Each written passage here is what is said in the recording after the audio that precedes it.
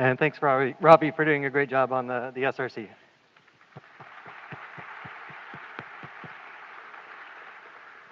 All right, I know what you're thinking. You're thinking it's late in the day, you're ready for a party, so that means it's time for numbers. Numbers about the conference. We got 120 submissions this year.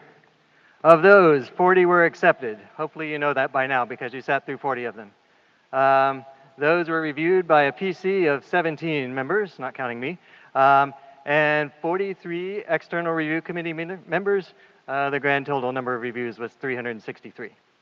Meanwhile, those 40 accepted papers, the authors were invited to submit an artifact. For that, we ended up with 27 submitted artifacts. 26 of those were accepted, as reviewed by a panel of 34 Artifact Evaluation Committee members. They did 78 reviews total. Meanwhile, the PC and ERC was invited to nominate among those 40 accepted papers for distinguished papers. So we had 7 nominations, and we had to whittle that down to the 4 winners that you've seen designated as distinguished papers. That was chosen by a distinguished paper committee of 7 members formed from the PC and the ERC. They wrote some things down, but mostly we talked it through in a virtual meeting. So there you go. That's everything in a nutshell. If you want more numbers, well, here's what submissions looked like when you plotted against previous years. So I think what you see is things are healthy and continuing as they have been. So all's well there. You want to know where they came from? They came from all over, the usual suspects. Even if you look at it as continents, they came from all over, the usual suspects. Here it is, the usual submissions by author count. If you want to see these in detail, just freeze frame the recorded video, right?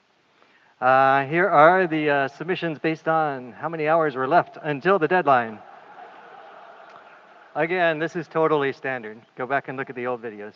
And then, of course, everyone's favorite, if you take the author's name, do a hash of it, mod 11, this is what you get. The important thing here is if you do that to your name and you get a 2, consider changing your name, okay, based on the acceptance rate over there. The review process, pretty much totally standard. We did lightweight double blind, as ICFP has done since 2016. That means the reviewers don't see the author's name until they submit a review, and then the author name is unblinded. This year we had an external review committee. It's been done once before in 2016. I believe it's going to be done going forward. I recommend that. It makes it easier to find reviewers with good expertise for the paper. I think we had relatively little of that problem finding expert reviewers given the volume of papers we had.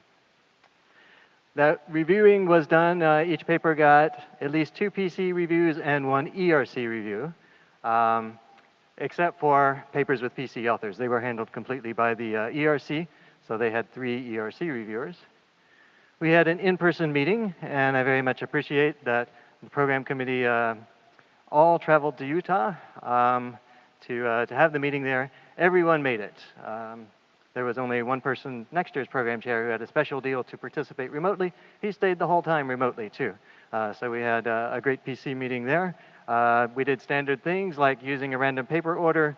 That meeting did not cover the PC authored papers. They, again, were handled totally by the External Review Committee, applying the hired standard as specified in the call for papers and in the functioning of ICFP.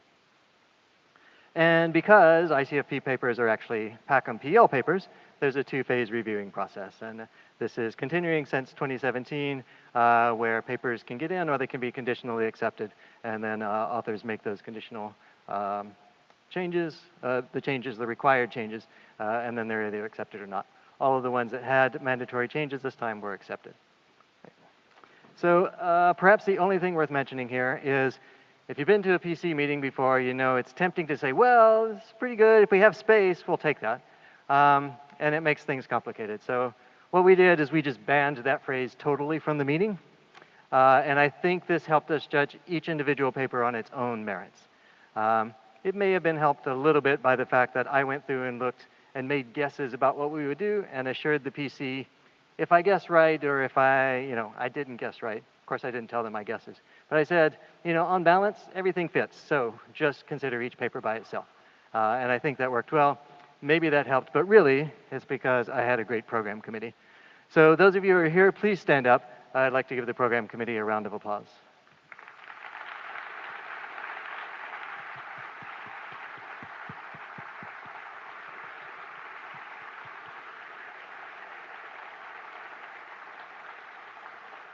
I'd like to also thank the external review committee. Each of these people reviewed 3 or 4 papers typically. So thank you very much. Let's give them a round too.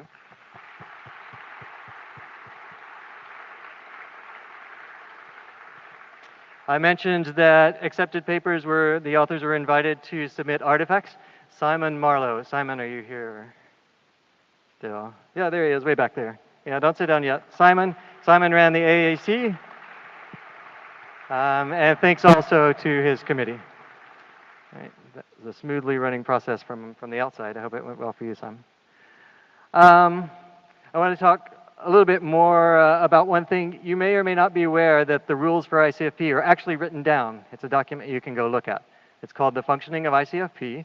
If you go to icfpconference.org, go to the organization link, and then pretty close to the top of that, you can download it. And that document describes how our committees work. It describes the paper selection process. It has things that are prescriptions and things that are suggestions. So sometimes the chair has some discretion, but sometimes the document prescribes the way things will go. And going forward, it's an evolving document. The steering committee makes changes. It's going to have a change log at the end, so you'll be able to track what's changing there. So please be aware of that document. One of the recent additions to that document is distinguished papers. So if you want to know what are the most influential, most important papers 10 years from now, ask the most important paper committee 10 years from now. That was not our job as the distinguished paper committee. We were supposed to find papers that were specially hold up to the community as papers not to be missed. You should read all the papers. Start here first as some advice. And the way we did it again was we solicited nominations in 2 rounds after the reviews and after the camera readies came in as well. Then we took those camera readies. I recruited a committee from the PC and ERC, people who were not conflicted with the nominations, and they were the ones who made the selection. So let's also thank that Distinguished Papers Committee. These were the people who did some extra work, signed up for some extra work here at the end of the process. Thank you.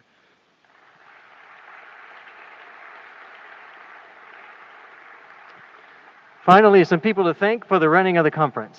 So Alex Miller is Mr. Strangeloop. And we came to him a few years ago and thought, we got a great idea. Why don't we make your life more complicated by bringing ICFP, bringing all our people here?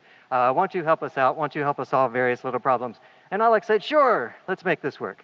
So we really appreciate Alex's support, and we're glad to be here with Strangeloop this week. Let's thank him. Annabelle Satin, she's usually floating around somewhere in the conference. She makes so much of this work. So, if you don't know what she does, anything about the venues, anything about organizing things up front, she's the one that helps the general chairs and the other chairs know what's going on. Let's thank Annabelle again.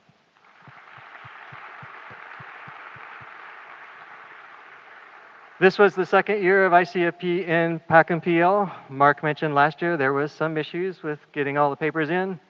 There was no issue this year, Just as Mark predicted, everything went very smoothly. I'd like to thank Phil. I'd like to thank Conference Publishing. In fact, the papers were available like a month ago before the conference started. Everything went so smoothly. So thanks to them. Thanks also to the steering committee. Let's give all of them a round of applause.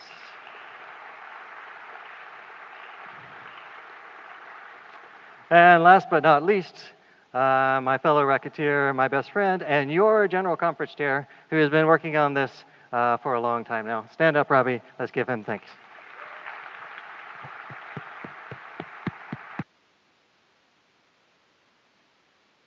Okay. Since you made me stand up, I'm taking the mic away. I'm not on the schedule. It's been a great week. I'm super excited for Monday. But I want to take this moment to just be very happy and thankful, and also say that the last round of applause that we do for these thanks should be to Matthew, because he's effectively been my co-GC and doing a bazillion things with making sure that this conference is run smoothly, even though he appears to only have done program committee things. So let's thank Matthew.